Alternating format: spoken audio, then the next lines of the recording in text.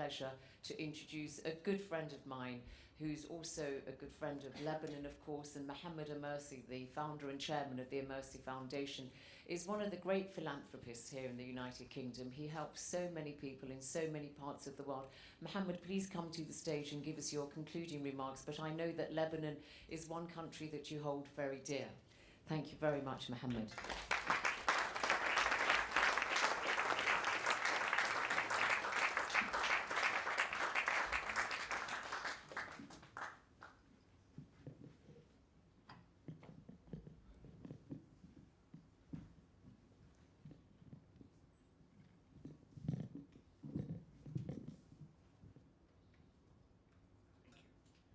Distinguished guests and friends, good evening. I stand here very privileged to have supported this timely and worthwhile initiative in partnership with my dear friend, His Excellency, the Ambassador of Lebanon to the Court of St. James, Rami Murtada.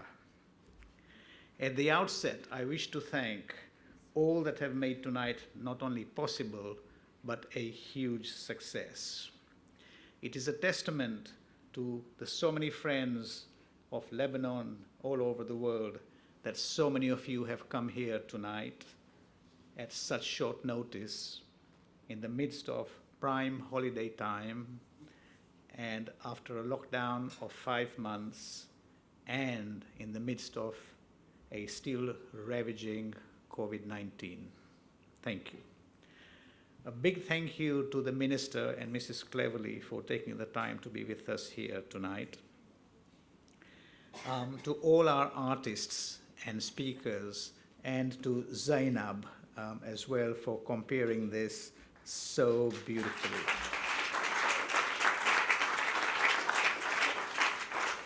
All our artists have taken part here tonight and have not charged us any honorarium for their time.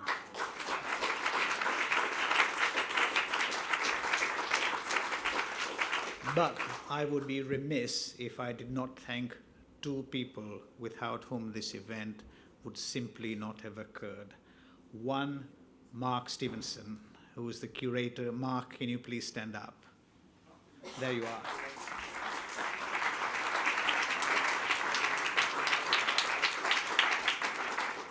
And secondly, the embassies on Rasha El Haddad, without whose tiring work which would not have been possible. Russia.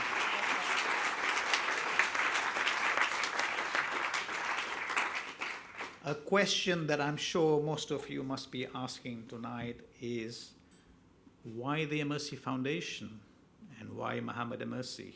What's his and their connection with Lebanon? Well, let me briefly describe what Lebanon, its people, and the city of Beirut mean to me. My late grandfather was a great friend of the Lebanese people, and he was a fan of the city of Beirut as well. My own links to Lebanon began somewhat inauspiciously. I was 5 years old in 1965 when we were on a world tour with my family. While at Aden Airport in Yemen, waiting to fly to Beirut, a bomb went off, and several shrapnel went through my left leg and caused serious bleeding. I was at the risk of losing my leg. Medical facilities in Aden were, as now, practically non-existent.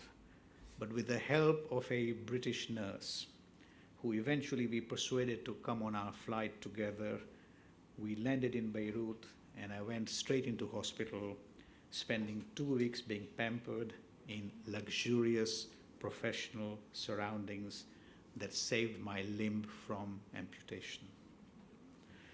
This is a far cry from today when we see how the victims of the explosion have survived. More auspiciously, though, the event became my first introduction to the then slightly more responsible British press, who interviewed us, sharing my picture and our gratitude to the sterling Lebanese hospitality and treatment that we enjoyed. Since that first trip, we have holidayed in Beirut many times.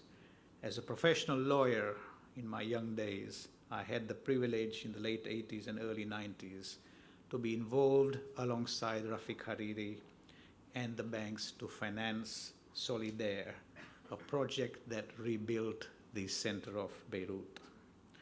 After that, I have been involved in many other projects in Lebanon and have fond memories of the coffee shops of Ashrafiyeh and Hamra, the leafy suburbs of Beit Meri and Brumana, and the ski slopes of Faraya. Lebanon is a great nation, and its people are amongst the most friendly, sophisticated, fun-loving, and resilient that I have found anywhere in my world travels, spanning many decades and covering 180 plus countries. The joie de vivre they display is very, very hard to match. But Lebanon and its people have recently lost their way. History has shown that it takes a transforming event to suddenly galvanize a people to think first and foremost of their nationality and their fellow brothers and sisters, and thereafter of their ethnicity and faith. See the examples of the unification of Germany, Vietnam, and the end of the civil wars in the Balkans. Will the explosion in Beirut be such an event for Lebanon? Let us see, and let us earnestly hope that this will be the case. Your Excellency, if I may be permitted to offer some words of advice. Change in Lebanon is long overdue. It has to come from within, from its people and from its leadership. After all, the leadership has to be of the people, by the people, and for the people. Outsiders, if meaning well and not interfering, can only facilitate, but cannot instigate and instill change. The Lebanese people need to wake up and say to themselves that we are one. Our blood is the same color, the air we breathe and the food we eat is the same, and that we are all mortals. They need to fully embrace diversity, kindness, compassion. They need to be a loving and caring home for those who share these fundamental common values, and a refuge for those who need it. And these values must not be shaken by adversity of any kind. The people must always remember that they have both the right to be equal and the right to be different. For Lebanon's leaders, they must be made to understand that the essence of leadership today rests in three main values. Firstly, to respect humanity and diversity. Secondly, to serve communities you belong to above self-interest. And thirdly, to be a trustee for future generations. The leadership cannot be allowed to ignore the fact that in the final analysis, the power of love will always prevail over the love of power, and the power of the people is always greater than those of the people that are in power. The leadership have to be made to accept that there are no winners or losers in wars today. All sides lose, just at different costs, and that you can't have security at the expense of insecurity for others, and that security requires appreciation, understanding, acceptance, trust, and tolerance, and it cannot be purchased. Indeed, if nothing else, COVID-19 has shown us that no one is safe until we are all safe. Finally, to conclude, let me share another personal anecdote. It is a story I was told on my last visit to Aleppo, Syria, a beautiful merchant town on a par in its heydays with London and Beirut, but now a grim reflection of the war that has consumed Syria. In the days of its sultanate, the vizier, who is the prime minister, came to see the Sultan with a message from its majority Muslim subjects requesting the deportation of the Christians and the Jews from this city. To this, the Sultan, after pondering for some seconds, replied, "Please return tomorrow with 2 bouquets of flowers, one with flowers of a single color and another bouquet of flowers of mixed colors."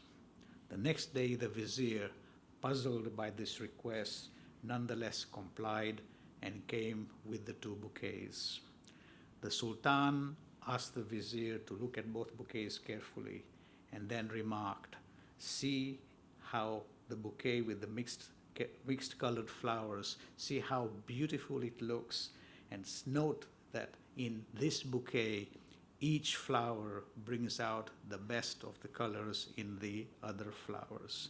Although the bouquet with the single flowers is nice, the bouquet with the mixed flowers is extremely beautiful because it brings out the best in everyone."